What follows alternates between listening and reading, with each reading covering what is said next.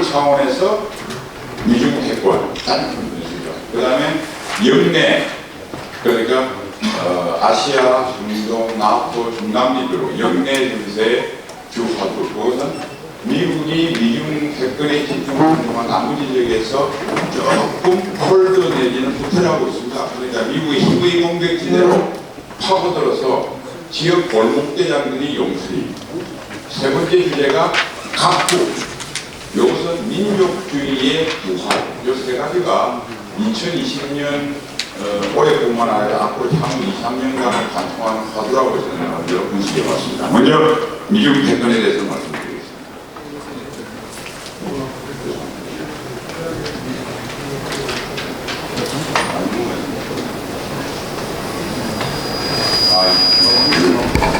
제가 이제 미중 패권을 말씀드리기 전에 91년 냉전 붕괴 이후에 세계 일국 체제로 세계 가장 중심을 미국이 했기 때문에 하얗게 미국 대통령들의 내분입니다. 그러니까 아들 부시, 오바마 밑에 트럼프 대통령이 본격적으로 시진핑 주석한테 인상을 쓰고 있는 장면을 상징적으로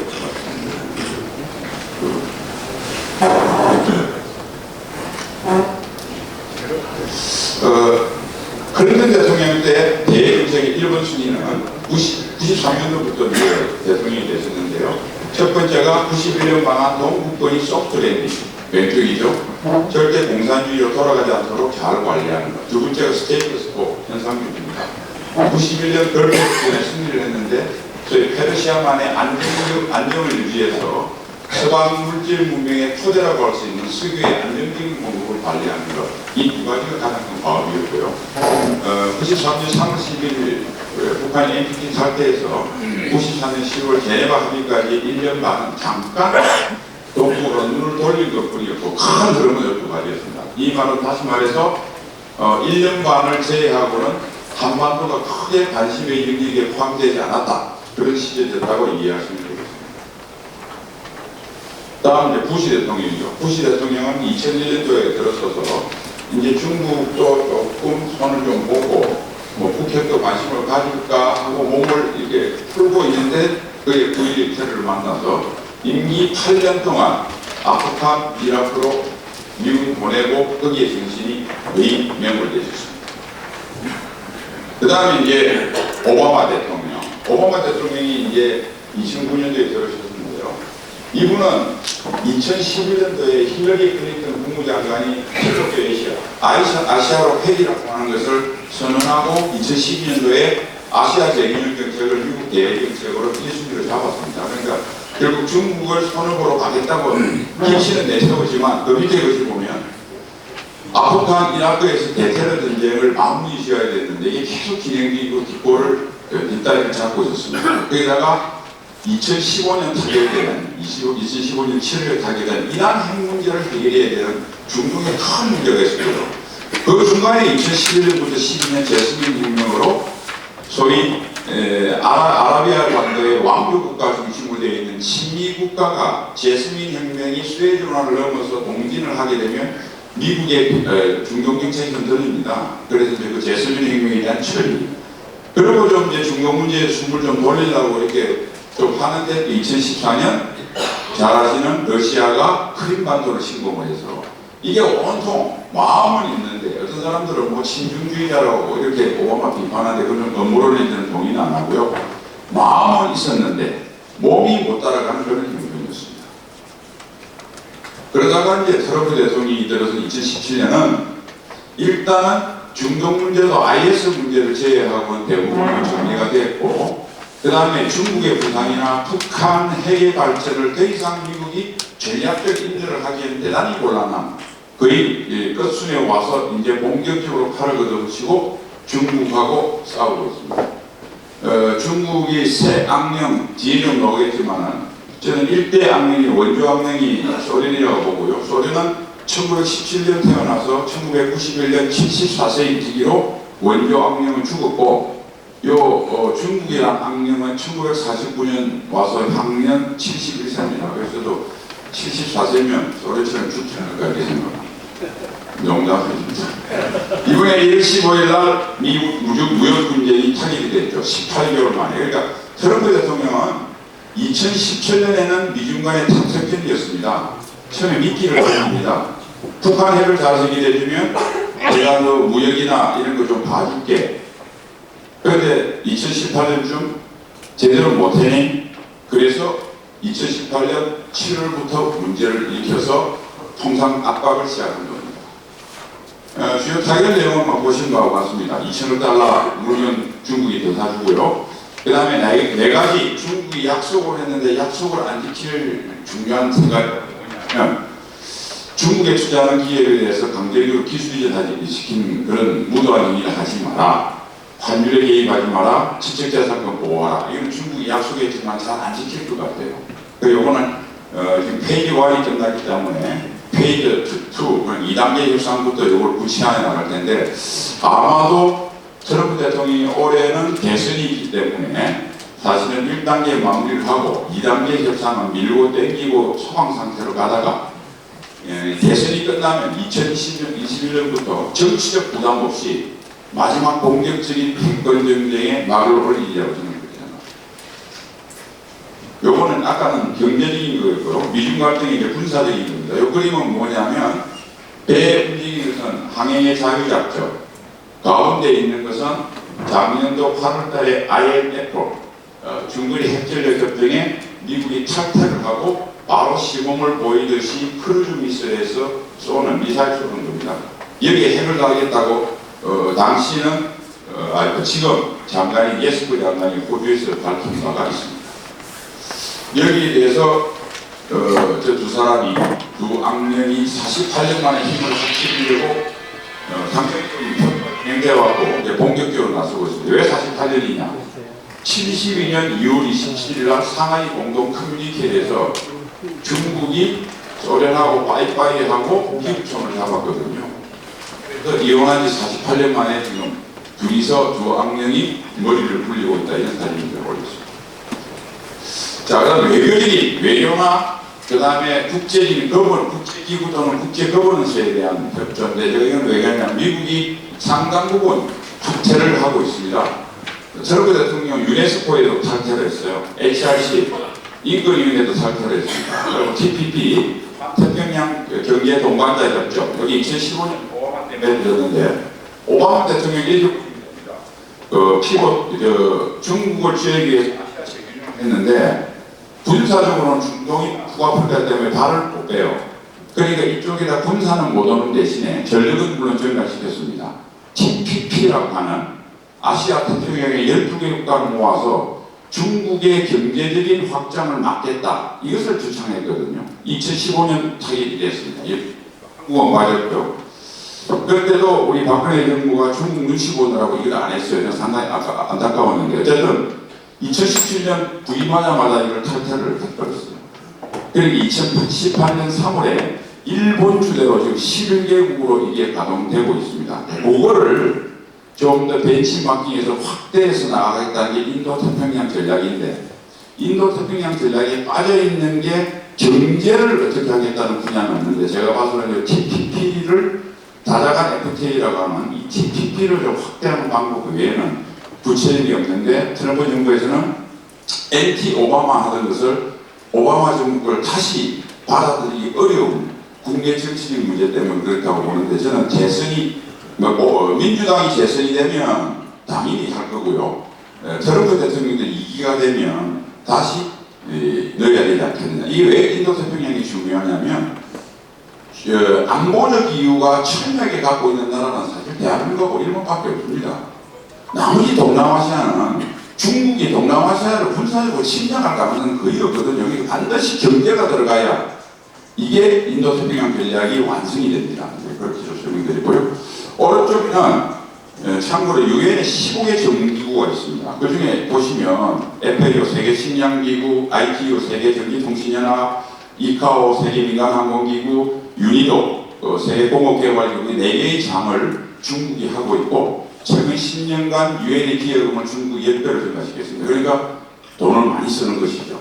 그런데 사실은 이것은 겉으로는 중국이 많이 진출한 것 같지만 미중 패권 전쟁에서 중국이 손을 놓는 것 저는 다 부채의 역습으로 부담만 될 것이라고 생각하기 때문에 큰 영향은 저는 없으리라고 보지만 참고로 외교면에서도 미중 간에 치열한 싸움이 있고, 최근에는 미국이 힘을 좀 절약하는 동안 중국이 그 공백지대를 아주 거세게 들어오고 있다라는 현상은 아시면 되겠습니다.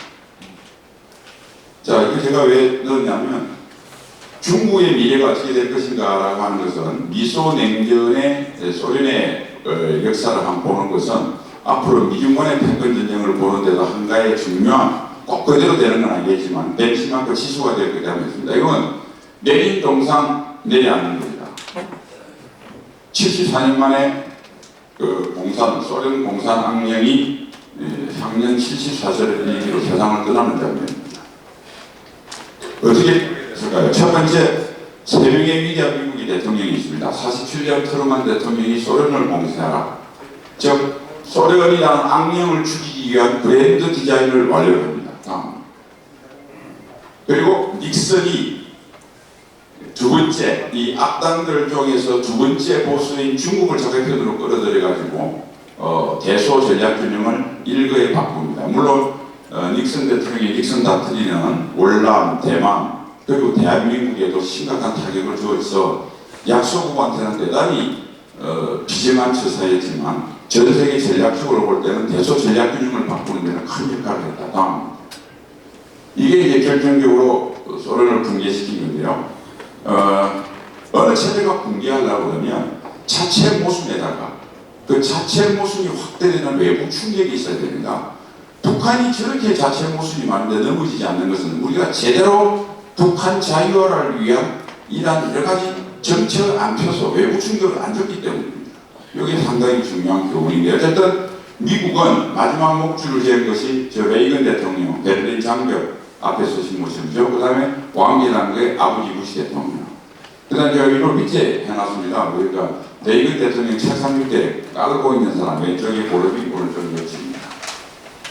외교적인 조치를 이제 18세기에 들어서가지고 마지막 소련의 목줄을 재는데요. 자유주의를 단결시킵니다. 그러니까 과거의 지미 카터처럼 도덕주의 이런 게 아니라 지금 생각하면 문재인 반대하면 다 모여 이런 겁니다. 이 각각 체제가 뭐 독재 이런 거 상관없이 소련 반대하면 다 모여. 그래놓고 특히 아프간을 소련의 미국의 월남화로 만들 수 있도록 공산권을 약화시키고요. 발발 지나가겠습니다. 신의사상들 잘 아시다시피 소련의 악의 제국을 하면서 도덕적 우위를 가지고 선전을 핍니다. 그리고 군사적으로 SDI를 추진해서 소련의 막대한 재정적 부담을 지웁니다. 마지막에 핑계, 소련의 재정이 70% 차지하는 유가를, 그러니까 73년도 1차 오리션이 나기 전에 1배럴당 25달러라는 것이 79년 이란 허메니 혁명이 끝나고 난 뒤에 42달러까지 초월했던 것을, 이것을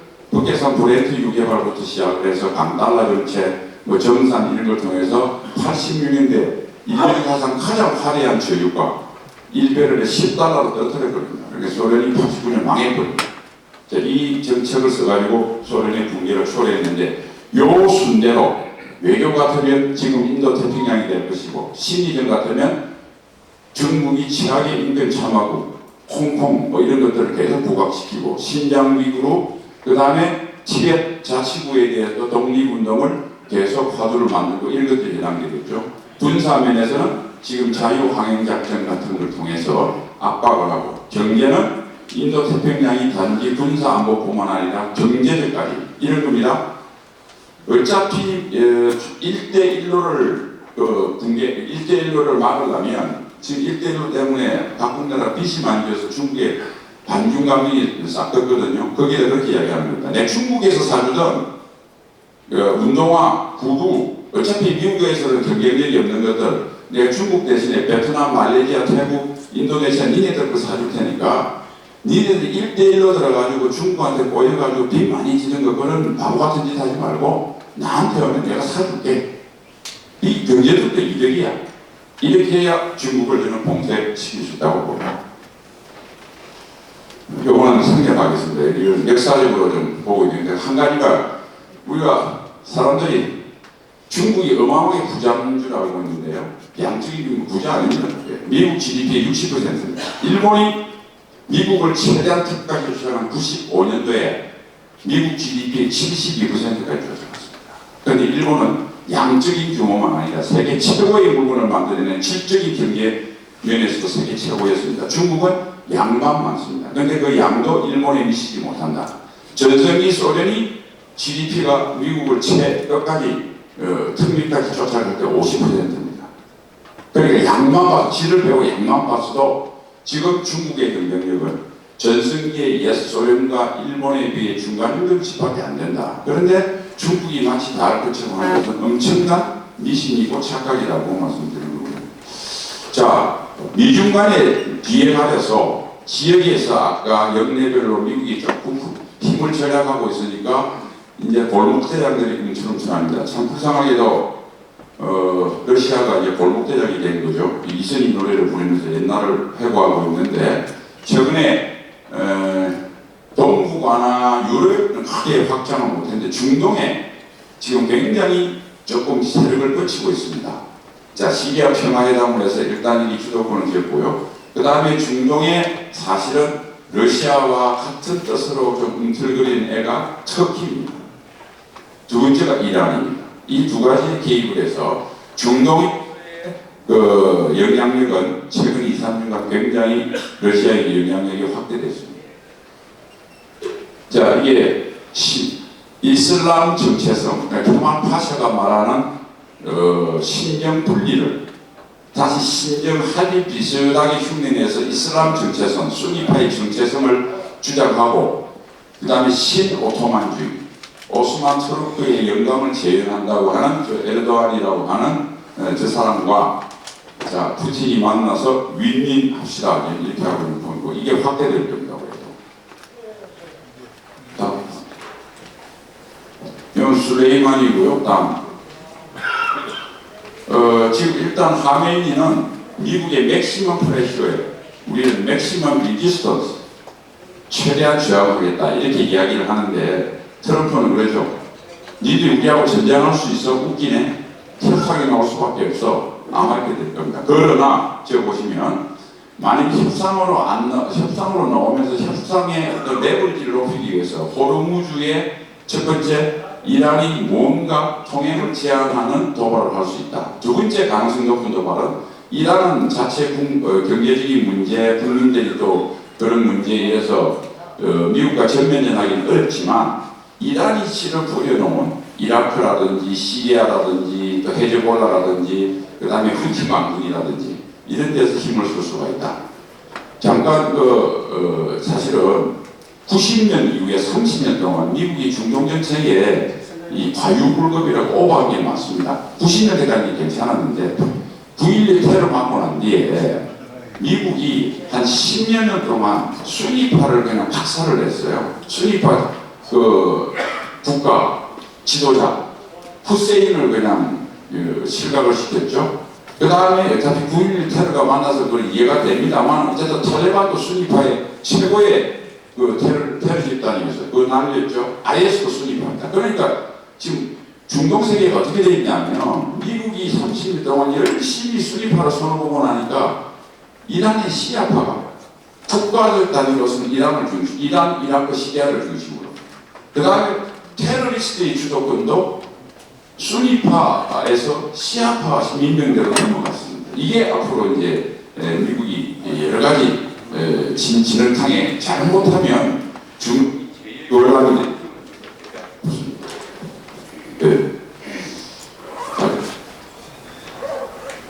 요 베네수엘라인데요. 사실은 이제 남미는 중국에 대해서 안보적 리스크가 전혀 없습니다. 그러니까 경제적인만 따지거든요. 일단은 베네수엘라 저쪽에 트럼프 대통령이 마두로 정도는 손을 보겠다는 것이 떠들긴 했지만 실제로 시행에 못 오겠습니다. 옮길 여력이 없는 거죠. 중국도 있고 중동도 있고. 그래서 이 기회로 차이나 머니를 이용해서 중국이 상당히 남미로 진출하고 있다. 그 다음에 남미는 기본적으로 중국에 대해서 안보적 위협을 전혀 느낄 수 없는 지정학적 구조이기 때문에 중국이 흘리는 돈에 대해서는 상당히 좀 침을 흘리고 있습니다. 그런데 이것 없이 미중팩 정리되면 정리될 거로 봅니다만 미국이 힘의 공개로 후퇴하는 것만큼 야금야금 중국이 남미도 들어오고 있다. 이걸 트렌드는 이해하시면 되겠습니다. 그러니까 각 개별 국가는 민족주의에 부합. 그러니까 18, 9세기는 내션스테이트 민족 국가 형태인데 지금 하이브리드형입니다. 그러니까 과거는 국가 단위로 뭉쳐서 민족주의인데 지금은 그 국가 내 인종, 종교, 잘 살고 못 사는 계층, 노장, 나이 들고 젊은 사람 이게 아주 복잡하게 얽혀 있는 것들을 이게 하이브리드 혼합이 돼서 민족주의 형태로 나타납니다. 그러다 보니까 한일 갈등도 사실은 그런 트렌드예요. 그 다음에 국내적으로도 트럼프 같이 우파 파퓰리스트, 지금 민주당의 샌더스나 오렌 같은 좌파 파퓰리스트, 그러니까 각 나라가 지금 파퓰리즘이 생행하면서 기존의 기득권 체제에 저항하는 분위기가 형성되어 있고, 이 분위기가 대으로 표출되면 인재 국가와 충돌의 양상으로 빚는 게 전 세계의 어떤 하나의 방향성입니다. 이게 초래되는 지역 골목대장들이 힘을 쓰기 시작하고, 각 국가별로 인재 국가와 괜히 시비 걸고, 그래서 상당히 세상이 혼란한데, 저는 미중 관계가 해결이 되면 그것도 더 이상 그 힘을 미국 중심으로 밑으로 서는 큰 문제가 없다, 이렇게 보고 있습니다. 이제 5분 끝마치겠습니다. 한 번 더 이렇게 말하겠습니다. 이번에 당중앙회 전원의 결정문은 대내는 굉장히 긴 문장인데요. 제가 간단히 요약하면 대내 메시지 세 가지입니다. 자력갱생, 어느 때보다 세게 하자. 두 번째, 농업이 주공이다. 그러니까 태풍이 났다고 하는데 농업이 주공이라고 했습니다. 그리고 비료공장하고 농업연구소를 김정은이가 방문했습니다. 다시 말해서 제재가 길어질 것 같으니까 먹는 것만 해결되면 버틸 수 있다, 이 소리 한 거죠. 그 다음에 농업에 대해서 핵심이 뭐냐? 첫 번째 비료다. 비료는 석유가 들어와야 나프타로 가지고 만들어내는 화학제품입니다. 그러니까 이 비료가 앞으로 농업의 핵심이다. 그 다음에 농업연구소, 품종을 개량해야 되겠다. 이 두 가지가 김정은이가 내준 자기의 앞으로의 방향의 열쇠라고 보고요. 그 다음 과학기술을 그거는 데다가 강조했습니다. 대비는 미국이 생각을 바꾸라, 우리 못 바꾼다, 이 소리였고요. 대남은 무시했습니다. 이것은 내가 이제 더 이상 못 기다리겠다. 요걸 계속해서 네가 말귀를 못 알아듣니 아예 무시한다. 이제 나한테 조금이라도 말 상대라도 하고 싶으면 동맹을 벌이고 남북 공조로 와라고 하는 무언의 새우 통치입니다. 저는 그렇게 해석을 했습니다. 자, 김정은이가 풀고 나온 것 첫 번째, 극에 달하는 김정은식 공포 정치를 강화할 수밖에 없습니다. 다음, 요거는 소위 국제 제재를 회피하고 완화시킬 수 있는 방법. 대표적인 게 유엔 보고서에 의한 해상환적, 무기거래, 가상화폐, 해킹 등으로 제재 회피할 것이고, 특히 해상환적은 지금 굉장히 유엔에서 신경을 쓰고 있고 이거는 좀 제한이 되고 있습니다. 그래서 제가 봐서는 가상화폐, 해킹 등이 아마 북한의 제재를 회피해서 외화를 벌이는 주 수단이 될 것으로 저는 예측하고 있습니다. 다음, 그 다음에 이제 크리스마스 선물 이렇게 했는데 레드라인을 넘지 않을 것 같습니다. 넘으면 북한은 아마 생존하기 어려울 겁니다. 트럼프 대통령이 이거는 그냥 놔뒀다가는 재선의 지장이 있으니까, 그래서 넘지는 않는 ICBM과 핵실험이 아닌 제의한 도발들은 계속할 가능성이 높겠습니다. 다음, 이제 버티면 요거는 유일하게 가장 북한의 선제 타격 가능성이 높아진 상황이 될 수 있겠습니다. 다음, 그래서 이렇게 가다가 한 9, 10월쯤 대선을 앞두고 기저효과가 이제 되는데 극적인 타협을 할 수 있다. 여기 참고로 스톡홀름 안이라는 게 뭐냐면 작년 10월에 비글이 갖고 나는 이런 겁니다. 영변 외에 핵시설 하나만 내놔라. 그리고 ICBM 같은 거 좀 흉내만 내주라. 그러면 제재 해제해줄게. 이게 굉장히 크게 양보한 거거든요. 다시 말해서 북한이 1년에 핵탄두를 15개 만들 수 있다면 12~13개만 만드는 것만 해줄게. 그러니까 북한이 지속적인 약간 지금보다는 적게 된 핵무력 정강을 약속하면서 제재해 주겠다고 하는 말도 안 되는 걸 갖고 왔는데 북한이 그것마저 거두지 않습니다. 이 안을 김정은에 쫄리다가 90월에 받으면 쇼가 이루어집니다. 그러나 너무 걱정하지 마십시오. 트럼프는 재선되고 나면 그 뒤로 그거하고 뒤에 완전한 비핵화를, 완전한 동결과 비핵화를 약속한다는 문구가 있을 겁니다. 그리고 시비 걸 겁니다. 약속 안 지키네 원위치 할 가능성이 대단히 높으니까 일단 그러나 9, 10월쯤 저질 평화소가 다시 열릴 가능성은 대단히 높다 이렇게 보고 총선 전에 열릴 가능성은 별로 없다 저는 그렇게 생각합니다. 다음, 이거는 북한이 중국하고 관계로 언제든지 순망치한 다음 그다음에 이제 혹시 중국이 제대로 안 해주면 푸틴 보고 이중으로 보증 써달라는 소리고요. 유엔을 선전회장으로 하는데 이 영호입니다. 이걸 이승문으로 바뀌기 전인데요. 대북 제재를 인도적 피해를 가장해서 계속 대북 제재를 하면 안 된다고 떠들고 있습니다. 특히 석유 같은 것들은 그걸 가지고 나스다를 모아서 비료로 뽑는데 이걸 때문에 굶어 죽게 생겼다 이 소리 많이 합니다. 그래서 제가 특별히 비료 문제에 관심을 가지고 있습니다. 조금 전 선언 당위성 벌써 계속 주장하는 걸 이게 남북관계입니다. 현재 신세가 문재인 신세가 이 신세입니다. 김정은인데 다음 요거는 지난번에 김계관이가 몸을 부르러 떨면서 니네 사기치지 말라고 하니까 통일부 대변인이라는 작자가 이제 이런 이야기 해도 너무한 거 아니야 이런 소리 합니다. 다음 자 김정은이 아까 말한 대로 이제는 내가 말도 안 한다. 너 총선까지 못 기다리겠다. 총선 이후에 동맹 버리고 우리한테 온다는 약속 내가 못 믿겠다. 그래놓고 딴소리 할 수도 있고 내가 그때까지 기다릴 이유가 없다. 총선 전에 동맹 버리고 우리한테 와라 하고 야단을 치니까 이제 문재인 씨가 굉장히 심각한 얼굴이죠. 그래서 금강산 제리라고 하는 이상한 이야기를 하게 된 겁니다. 그래서 하려고 하는데 개별 관광 김정은 표정 마땅치 않죠. 트럼프는 화가 나 있습니다. 그러니까 개별 관광 그 푼 돈 가지고 나보고 해달라는 거야. 우리 아버지 때도 5억 달러 정도 맞고 김대중을 만나줬는데 50억 달러 정도 내야지 이 소리겠죠. 이거는 제가 뭐때문에 넣었냐면 문재인은 어쨌든 총선에 쇼를 하고 싶은데 트럼프는 대선 때 할 겁니다. 2018년 지방선거 너 혼자 재미 보고 내 중간선거 재미 하나도 못 봤는데 이제는 내가 대선 때 재미 봐야지 이 총선은 빠져라. 이 소리입니다.